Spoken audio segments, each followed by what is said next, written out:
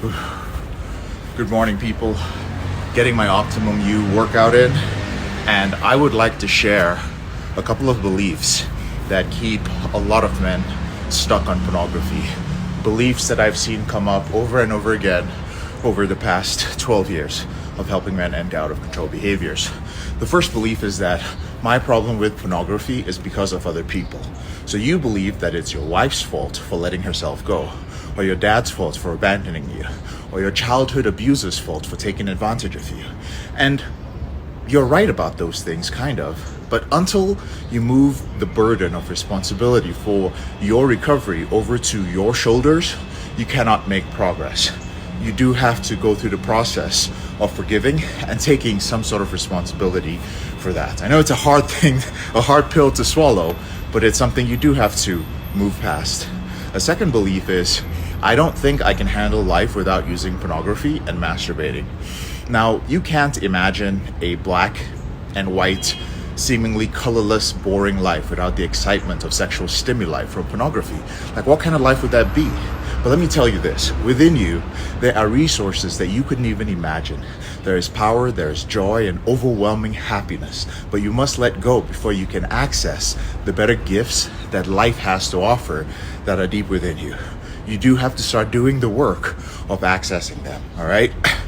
The third belief is that when you tell yourself, maybe I can just use pornography occasionally, like it's the belief of moderation.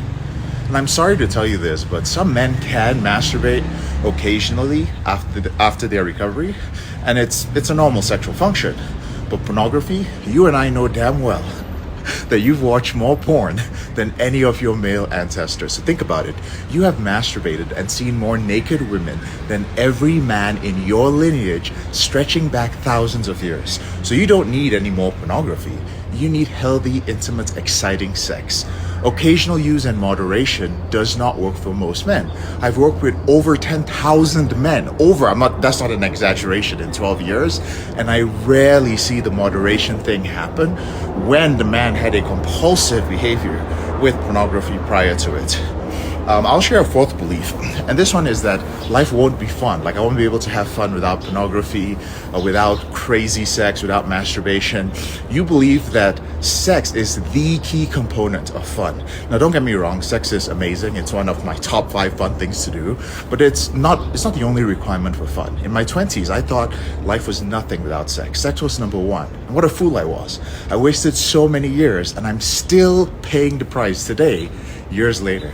And the sad thing about this belief is how powerful it is. Sex is best enjoyed when it is controlled. When controlled, you learn how to understand its fleeting nature. It teaches you what everything from orgasm to pain to life is. It teaches you all those things are temporary. However, when it's your only form of fun, you learn nothing. It eventually becomes a curse, a temporary pleasure which you've unnaturally prolonged through pornography and your escalating sexual tastes. So give yourself a chance to experience the thousands of other forms of fun that we are fortunate to have access to as human beings. Sexual pleasure can still be high up in your priorities, but not too high that it makes you lose sight of the other pleasures in life. We really do live in a world where sex is being prioritized so much. And one of the reasons I'm starting to share these videos is because I'm starting to see it just normalized. Like, you have to have sexual fun. It's something that's so critical to our lives, but it isn't. Another belief is that I'm worried that I'm going to turn into someone I don't like. So you believe men who quit pornography and masturbation are repressed or strange or uncool or asexual, whatever, fill in the blanks, right? And the funny thing is that you already don't like yourself, right? Many men believe the same thing until they quit porn and became the best version of themselves. So letting go of pornography took me to another dimension in life. And I don't mean this in a spiritual way. I mean that I tapped into a world of increased self-belief, incredible discipline, and awareness of the world, which I never had, and for the first time, true courage. I was able to face my fears over and over again, and from the age of 14 till the age of 24, porn had hit the pause button on my life. And recovery and rebooting was like unpause and fast forward. You only fear who you will become when you look at the wrong recovery role models. Recovery should make you the man you aspire to be.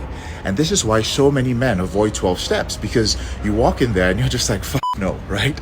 If this is what recovery looks like, if this is what recovered men look like, I'd much rather stick to pornography or whatever my vice or my substance that I'm addicted to is, right? You know what? Let's go all out. Let's talk about all the beliefs. Another belief is that I can't make all the necessary changes. So I can't change my environment. Listen, you don't believe that you can implement everything that is required of you to end your behavior with pornography. Just remember that your addiction will change your life anyway, and it won't be gentle about it.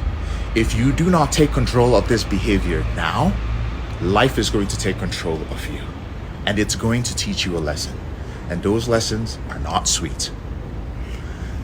The next belief is that I don't want to lose my family, right? So you still hold on to all these secrets, the pornography, the affairs, the perverse, escalated nature of what you watch, and you're thinking, if my wife knew, she would leave me. Now, I can't say whether your wife would leave you or not, but I do know that there is no greater motivation to end your behavior than the fear of a man losing his family. Until that level of responsibility is harnessed, many married men are still going to cower under the shadow of the fear of losing their family.